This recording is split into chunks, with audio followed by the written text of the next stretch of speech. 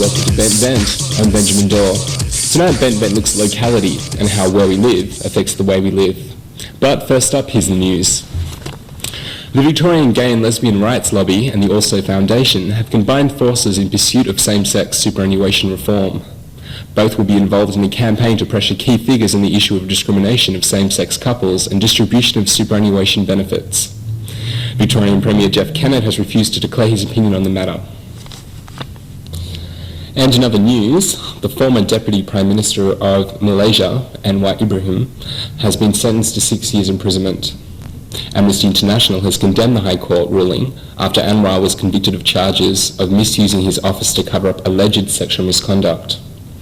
Anwar was originally arrested on charges of sodomy, which Amnesty believes was a cover for opposition to his political views. And finally, the Sydney Gay and Lesbian Mardi Gras Board has moved on addressing bisexual membership of the organisation.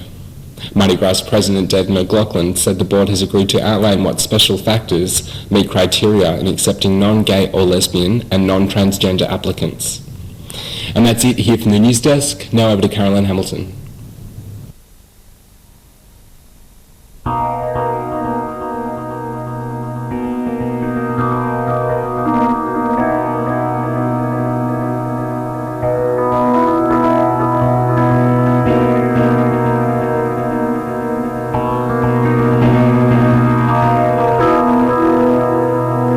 Well, I'm from Brunswick. I'm from Elwood. I live in Geelong. Live in Footscray, yeah. I'm from Sydney. Thornbury and Footscray. Oh, Brunswick's good for transport. It's everywhere. When it turns up, that is. Like, I'd hate to live somewhere like Eltham. Like that'd be the pits. I have public transport outside my door. It's really wonderful. Central to everything, you know, it takes maybe 20 minutes to get to the other side of town. From going to St Kilda, maybe 40 minutes. It affects our life in the sense that it's like a bit further to go to the venues, and it's close to work though, it's close to the city. It's a really nice area to live in. There's a lot more people moving out there, and it's close to shopping. I love Melbourne. It's so exciting. Quite different from Sydney actually. More energy I think, and the city is beautiful. I don't have to put up with the bogans and the racist pigs that are out there. Basically, fascist pigs, the whole thing, you know. Yep, it's all there in Brunswick. Move to Brunswick. You wouldn't believe the number of gay people I know who have been moving to Brunswick in the last month.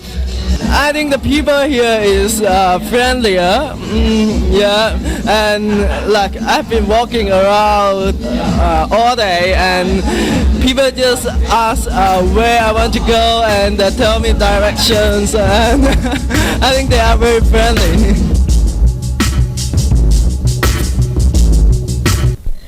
Hi, I'm Caroline Hamilton. Welcome to Bent Vent. Well, are you a CBD, a Zone 3 or regional Victoria resident? Maybe you're a Westie or you live on that side of the river. Well, tonight's program we're looking at location, and it's where you are situated, and are you judged by where you are situated? Joining me in the studio tonight is, on my left, Gary Fitzgerald, who's from Be Glad, which stands for Ballarat Gay and Lesbian Awareness and Diversity. Welcome. Thank you, and that's why we shortened it to Be Glad. Be Glad. Also on my left is Lan Kesh, who's from Not Quite Straight, NQS, and that's part of Monash University. Monash University. On my right we have Kylie, who's also a member of Be Glad. Thanks for joining us. And to my right again is Graham, who's from Peninsula Guys. Howdy. Okay, well firstly, does anybody have any stories about ever being discriminated against because of where you live? Do you? No, I haven't. No? Oh, well, I spent my later teenage years in a town in Queensland, southeast Queensland, called Toowoomba, and there was one incident where it was actually on the way home from school and I was actually holding hands with another guy. It was just, we were just trying to stir the bus driver, but he just drove straight past. It was just, horror. well, it was quite shocking, but I guess I kind of accepted it in Toowoomba. Oh well, you know, it's that sort of thing. Yeah. I kind of just accepted, oh well, he didn't let us on, we'll just wait for the next one. Do you find that often people will say, well, that's a small town mentality, or you know, that's okay, that person's from the burbs, you know, saying that distance somehow reduces our mental capacity in some way? Well, what do you think? I've only been in Ballarat for about 18 months and I haven't seen any discrimination myself, but our group that we've started off about that length of time, people who have been born in the town, gone to school in the town, got friends in the town and working in the town, they feel isolated and they don't want to be outed as such until they want to, because it's a big thing. They walk along the street, all their friends from school are there, they're a bit sort of shy themselves. I think sometimes they cause a bit of homophobia themselves by doing that, but then you got to put themselves in their position. They've got to live and work and their families in the town. It can be a little bit disheartening for them. The lucky thing in Ballarat is they haven't got that far to go down to Melbourne for a good weekend, so they can get away from it. An hour's drive. Yeah, they can get away from it, which a lot of them do. I suppose that would be one of the main things, is that because there's less population, that there's exactly, everyone knows everyone. Yeah. Is that why Peninsula Guys came about? Yes, as a support group for people that are in that sort of situation, because I think you'll find in those sort of areas you tend to be more closeted rather than come out because the people you live in near, a family or friends you've gone to school with. It's not, you can't sort of disassociate yourself from them and just go somewhere, oh, no one knows me here, I'm right. You know, everybody knows you. And it's a very homophobic area. I blame a lot of that on the police and that, because they sort of tend to take it to the extremes. So it's obviously important to have a support group around. Would you agree with that? Yeah, well, I've been in Ballarat for nearly 7 years now. I went up there to study my nursing. And I would have to say I've experienced discrimination. I think everyone experiences discrimination on all different levels, and I don't really know if gay people experience it any more than a lot of other people. And I think it comes back to a personal thing and where you're at as a person with your sexuality, because I'm pretty well known in Ballarat now for being gay, and that because I've organised this dance last year, which I have to advertise quite widely. And I think I'm more comfortable about where I'm at, and although it's still very isolated in Ballarat, and I still feel like it's a very phobic town, because there's a lot of people that have been there for a long, long time, and you're going to face it wherever you go.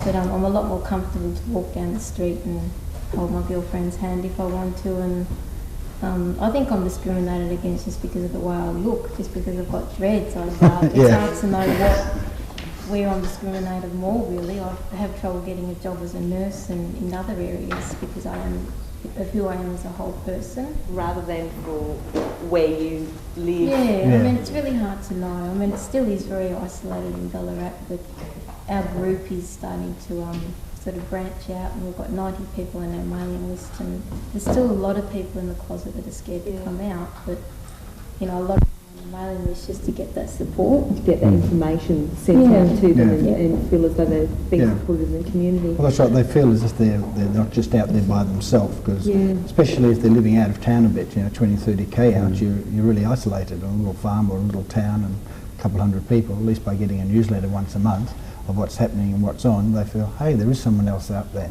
and one day I'll get into Ballarat and I'll visit, and so it all helps. That's where I think what's really needed is the support side of things into it. Because we can't do it ourselves, we've got to do it as groups. So do you find that in in places that are removed from the major cities, so regional centres and country towns, do you find that the support network there is less than you would have here? I think it's more constructive in a major city area because you've got more access to different avenues if you want to go there. And you're limited in a more of a rural or outer area because you've got to come back to their same supply here to get your resources out there. So there's another channel that it has to go through. Yeah.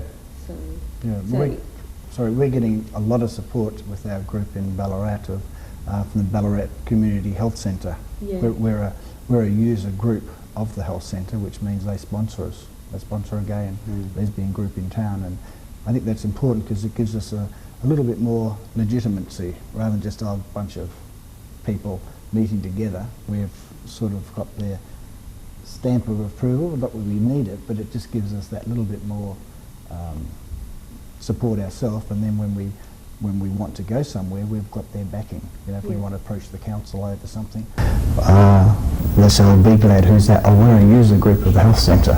Oh, and it makes a difference. And so we're using that to our that you're advantage. being supported by another group. That's right. In the town as well. And we are getting that support.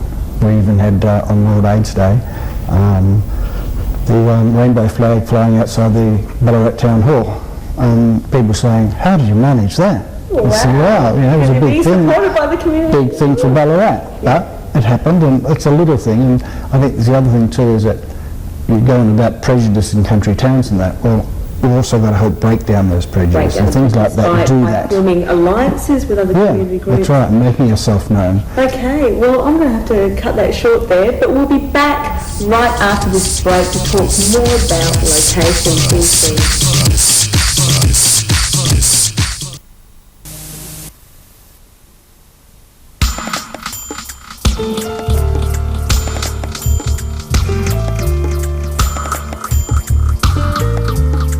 I originally came from the country. I lived in Ballarat and lived on a hobby farm. I love the country life, but I found it very isolated for a gay guy, and I didn't know any other gay people basically except a couple of friends. Country people? I am one. Yeah, country people are great, especially the cute ones, as Paul said. It doesn't affect my life. No, I like it there. Well, Geelong's a smaller city to Melbourne, so you're going to keep being gay hush-hush, pretty hush-hush. Compared to Melbourne, okay.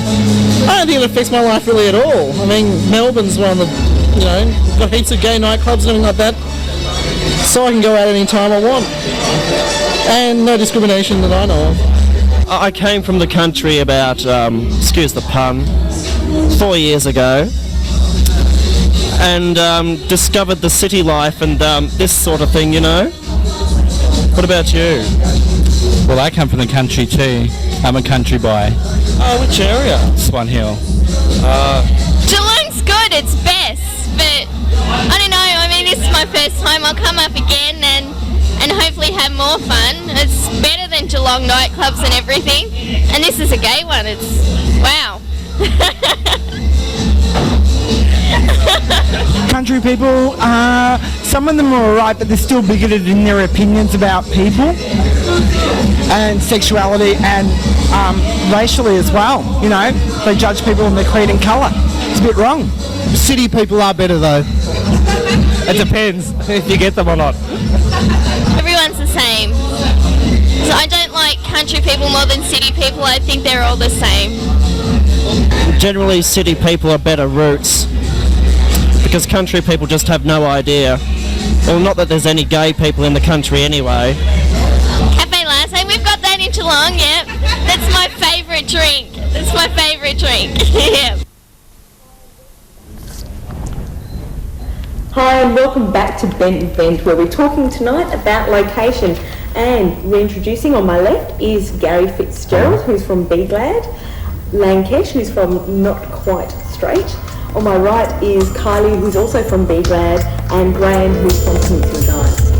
Okay, well, it's interesting because we were talking in the break about attitudes that people have within the gay community and prejudices that we have. Because because say what you were saying before, because I can't articulate it the same way. Well, when you're in a rural type area or a country town or in the outskirts of the city, you'll find that the homophobic attitude you get is from the gay community. It's not from the people you expect it from, because they don't want to be seen with you and get associated to be that way. Right. Or you're old and you're only making them out, or pathetic if you're going with someone and you're over a certain age. They've got these little cliques that you get more ostracisation, I think, from the gay community Rather than you than expected than from the homosexual. If you're not the same age, or you go to the same places and dress the same maybe, or like They the don't want to same be things. seen with in case someone thinks, oh, you're that way inclined too. that You know? way. Yeah. But, Lankesh, now, did you grow up in Toowoomba? I spent 3 years in Toowoomba and I finished high school there. Basically, I was at that stage, I was yearning to come out of the closet, but I did not have the chance. And people suggest, like, I talked to people, counsellors there, they said, don't come out here. Like, I was literally told by a counsellor, do not come out here in Toowoomba. It's wrong. Exactly. And so I did not come out until I moved to Melbourne to start university. Yeah. But I just think it's a real shame that people in rural areas can't feel that they can come out of the closet. Yeah. That's interesting. And I always draw this parallel, this is probably about the fifth time I've said it on Bent TV, is that I met some women from Geelong, okay, who they don't have any links to there's no actual support group in Geelong for them, and that their only link is via Bent TV. So it's really interesting how, you know, that you guys are part of a support group, and that counsellors actually said to you not to. Exactly. Yeah. So what made you go to Monash, which is also removed? Yeah, from Monash is the also CBD? well, the thing is, when I lived in Melbourne, I lived in that Monashy type area. So, but I do find that Clayton itself does tend to have some discrimination. The other day I pulled up at a service station and somebody screamed out, "You fucking poofda," and I just thought, what? Where did that come from? It's all fine, you know. Yeah. So you do find there's a bit of a difference between being in Clayton and being in the well, CBD. exactly. Walking down South Yarra is fine. Walking down the streets of Clayton, everyone's staring at you. It's just terrible. Yeah. Yeah, definitely. Wow. So so how many people here have actually grown up in either a regional area or in a small country town? I grew up in a small country town, but then that's all I were. Oh, I just dropped all my papers. How about you, Carly? I'll pick them up. I'm originally from Melbourne, but I've only been in Ballarat for close to 7 years, as I said. But I really think that's where I've done a lot of my growing up. I feel like it's been a new life for me. So what made you move to Ballarat in the first place? I originally went up there to study and to get away from family. Yeah. Yeah. And just to get away from Melbourne. And see, I think that's interesting because often people will discriminate, and I was saying this before when just before the show before we started, was that I often because I'm originally from Adelaide, and often say that I've escaped from Adelaide or don't hold that against me, you know. But it's interesting and I, you know, invariably ended up moving to a bigger city. But it's interesting that you've actually moved from a city to a place that's a smaller density of population and that. Yeah. I've had a lot of people, particularly family, that have said, you know, why don't you get out of Ballarat? It's a hole, there's nothing there. And it's a sort of place that, even though I still feel, I have to say I still feel pretty isolated even as a lesbian within that community, but I feel like I've got a really good network there, and I can just sort of go along with a lot of the punches that I guess now, and I've got a really good network through our support group, and I really believe that that's going to grow. And yeah, it's a really good town to be in, and there are friendly people there if you just look. So do you think people's attitudes in the regional centres are very different from the ones in the bigger cities? I mean, because you're talking about the friendly attitude, and whereas some people would see that as actually being quite closed and not allowing people into their community until you've maybe proven yourself in some way. Or what do you think about that? I think it's all changing because isolated places aren't as isolated as they used to be 10 years ago, 5 years ago. You know, I used to go to Ballarat for a company I worked for. It would take me 3 hours to drive up there. Now it's an hour, just over an hour. So distances is making a big difference, and people can get around, and not only can gay people in Ballarat go to Melbourne for a weekend, but the people in Ballarat who live there aren't perhaps as closed as they used to be. They're slowly getting there, slowly, and our group will prod them along and make a difference. I've probably had more, I've only been in Ballarat about 18 months.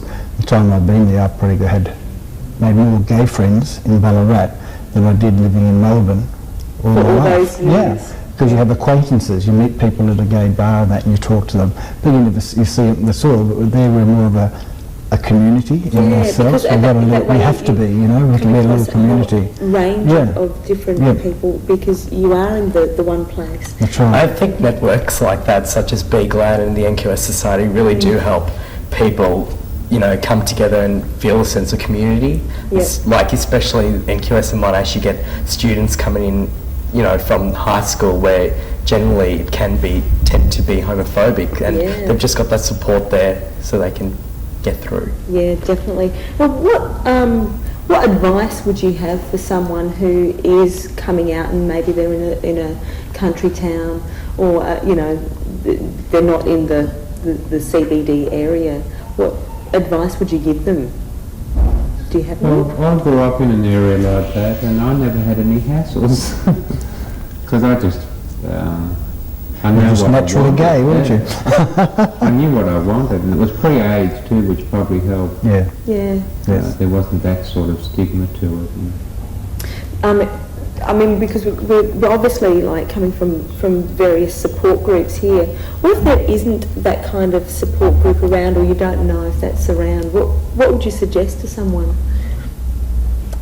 Do you have any advice? I think it's probably a very difficult situation. What I can say to them is try to find out where a nearest large town is, or community, or a group that can give you support and help. And we're trying to reach a lot of people outside of our own area, and we are growing. We've got 90 odd members, and it's amazing how word of mouth spreads things around too. The country grapevine is still alive and very strong, and it's amazing. We meet once a week now, and in a hotel in Ballarat. We have our own only gay venue in Ballarat, which is every Thursday night at a popular hotel up there. We have our own function room. Fantastic. And people are just finding out by word of mouth. Every week there's new people there, so they're finding out about it, they're coming along, enjoying it, and hopefully we're reaching out to people that way. Excellent. Great. But it is difficult, but you've got to keep trying. And I suppose too with email and the World Wide Web, it makes people less isolated, because even if you're out somewhere where you're the only resident. Tell me which young person doesn't have a computer now and is on the internet, and we're all talking to each other. Exactly, so you can still log onto the computer, find out what support groups are around, and maybe not feel so isolated in where you are situated. So I suppose the thing about location it's up to everyone's own interpretation of that. Would you agree? It's what the person makes of it, I think. It's just, you've got to do what you have to do and try and link people in with what they need to sort of be linked in with, and not everyone's wants to go to the support group, but at the same time knowing it's there is a good thing.